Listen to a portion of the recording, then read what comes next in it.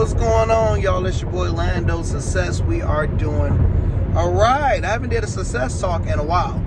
So basically, I want to talk about the real estate market. The real estate market is going to crash. It's not if it's going to crash, but when it's going to crash. And it's coming a lot sooner than a lot of people think. So when it comes down to the YouTube financial realm, a lot of us been talking about this for a while. We seen it coming. It just only made sense, and a lot of people are involved in real estate themselves. So the first thing I want to talk about is what happened. Last year, you were able to get a home at 2-point-something% new mortgage, whatever it is. And people was fighting over buying cribs. People naming, hey, I would name my firstborn after you. I would pay in crypto, Bitcoin, whatever it is, right?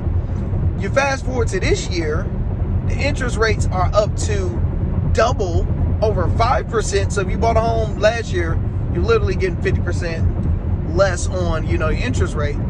You come back, now is not a good time really to be buying, just off of interest rates alone. And we have the demand for it. Homes are still being listed to be sold, but they're overpriced. And we have to talk about the real elephant in the room. First, you got to think as an investor. Let's say I'm an investor, right? Which I am. And I know I want to buy a house. I seen the market. I'm like, man, I want to buy the house. I'm looking for the right deal.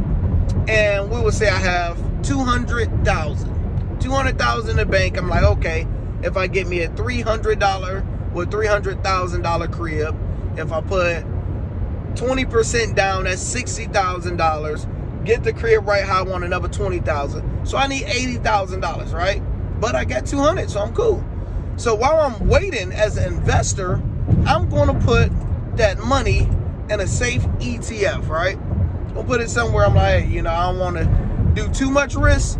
I could have put it in Tesla, whatever it is. Let's say I put it in Tesla, because I'm like, I know Tesla's not going to do bad. That 200,000 is probably at 120 now. And now you're thinking different, like, geez, I don't necessarily get it, man. So the investor is not buying. Second, you got the regular job worker, the regular person been working for Ford, working for the state, for 20 years, 10 years, whatever it is. And they have a strong 401k. You're like, all right, hey, I want to buy me a $400,000 crib. I've been saving, I've been stacking. And if you want to say you want to borrow on your 401k, whatever the situation is, your stuff could have been at $400,000. Let's say you had a $500,000 portfolio. And if you open it up and look at it, that thing is about $200,000, depending on where they had your stuff at. But it was safe nowhere. They wasn't just investing in oil and stuff. So now you're looking at your portfolio like, man, I just lost $200,000. I could have used that towards the house. And that's people mindsets now, because we're losing money. You have it on all angles. First, you have the Ukraine and Russia situation, WAR.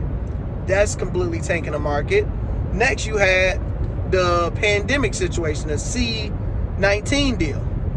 Then you had gas prices, fuel. It's getting higher and higher. We're at all-time highs in United States history when it comes down to fuel. What else we got going on? We got inflation, supply chains disruptions. So every single thing is causing it. The last thing is the real estate market. Once the real estate market drop, we have to really see how bad it is before we really plan our next move. So people want to know, Lando, should I be investing now or should I wait? I would do both. I believe the market is starting to factor in. We got one more big hit with real estate and everybody want to see what it is.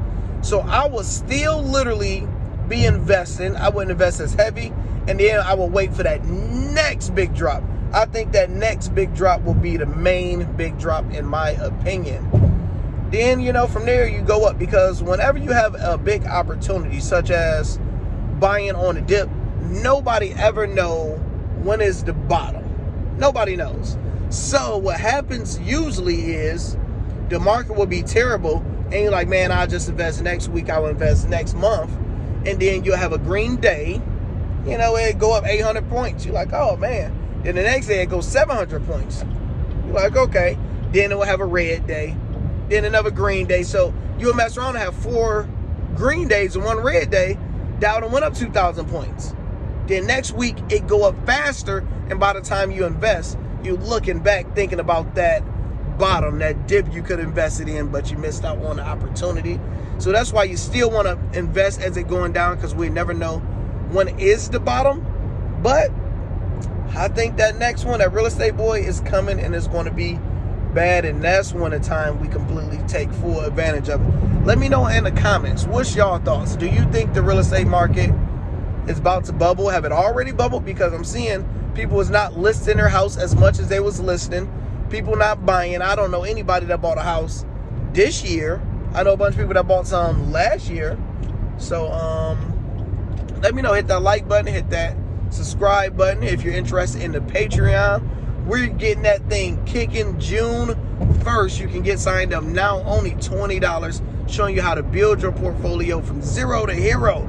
Crypto, stocks, all the type of game I don't give here. You're going to get your value back times like a million, so it will be worth it. Check it out, link in the bio. I will talk to you guys later. I'm Lando Cess, and I'm out.